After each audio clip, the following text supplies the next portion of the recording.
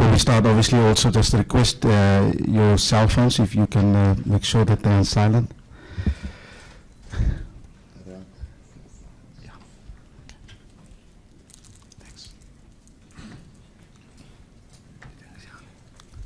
So the full team and the press release will be on the SA Rugby website as well as our social media channels, which will be sent out within the next couple of seconds.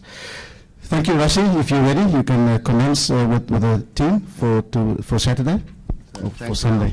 Good afternoon, everybody. So as you guys can see, the only change is just Cheslin Colby hasn't recovered fully from his ankle injury, and it's just Sabu and Corsi coming in for him from the previous match. So apart from that, exactly the same team. Ashfaq? Rassie, what kind of a blow is it to lose Cheslin for such a big game? It is a big blow. I think everybody knows the quality of player he is and the contributions he made. But I think if we looked purely at his performance in the previous game, his ankle definitely had an influence on his performance and the way he performed previously. And we just feel a fully fit Sabu, and the way Sabu has been performing, you know, if you compare the two, you know, a 70% Cheslin isn't better than 100% Sabu. So it is a blow, but then again, you know, we've got full confidence in Sabu, and especially the way he's been playing, he certainly deserves his chance. John? Rassie, does anything change in terms of how you want to play? Sorry. Does anything change in terms of how you want to play with Sabu coming in?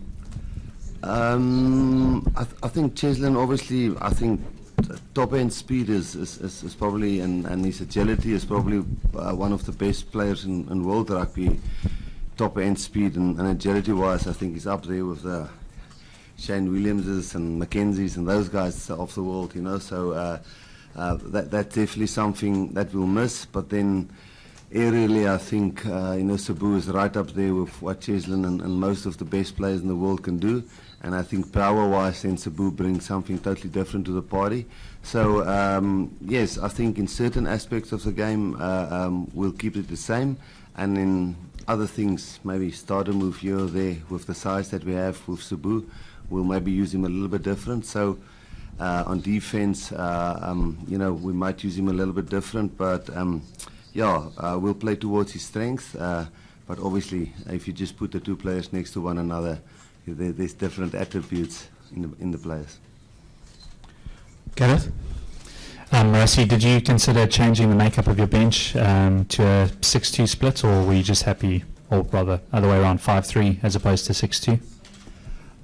We did consider it, and you know, it's been working for us. And it's not just working for us in terms of what I think the thing that everybody sees is the physicality and mauling and scrumming and the collisions and those and gain line and those kind of things. But we see it as having fresh, tight five for 80 minutes on the field, which both on attack and defense help you. On defense, obviously closing up holes, which will be a major challenge for us against a very well organized, experienced backline, in big backline players, which the Welsh team have. It's a Welsh team that know how to exploit when they're there in your half. You know, that with Bigger at fly-off and Davies and those guys, and you know, all the backline players really know how to exploit some tired big forwards, and we just feel currently when we put those 6 extra forwards on, it really lifts our defensive system, and obviously then it helps us when we have the ball in terms of size and fresh guys. So it's not just the physical thing we're looking at, it works both sides of the ball, and again, it's been working for us, you know. So yes, we did consider going 5-3, but we think the positives is just outweighing the negatives in terms of staying the way we want, this 6-2. Yeah. Rassie, you may have lost Cheslin, but is it comforting to have a guy like Makazola, given the form that he's in, to have a guy like that around? Makazola or Sabu? Makazola Mapimpi. Oh yeah, Makazola, no, else Makazola is for us, you know, The wings is there to score tries. We all know that. You know, since we all started playing rugby, the wings, when we were small boys, the wings were the guys that were supposed to score tries. And currently, it's happening in our team, and it's great that it's happening. It's great that we're getting the balls to the wings, and they're scoring tries. And Cebu's got a great try scoring record. You know, Cheslin's got a good try scoring record. Apu we had when he was playing, and Makazola is doing the same. So yes, they are not very experienced, but they are doing the job, and that's why having a calm head with Willie at the back, which I know is copping a little bit of flack currently, and we all understand why. But having a calm head between two wingers who hasn't got 30, 40 test caps in the semi-final is pretty important in many aspects of the game. You know, defense, kicking game. You know. Helping calm the nerves and stuff like that. So yes, having Makazole in the form he is fantastic. Okay. Rassie, you're getting to the sharp end of the... Change anything in our approach to the game.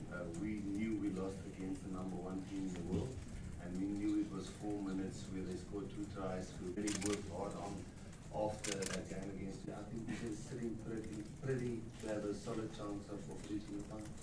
One of their big players, certainly Jonathan Davis. How important is he to the way they play, and how big a loss would he be if he wasn't able to make it? Assuming he is, they feel he is, but how important is he to their team?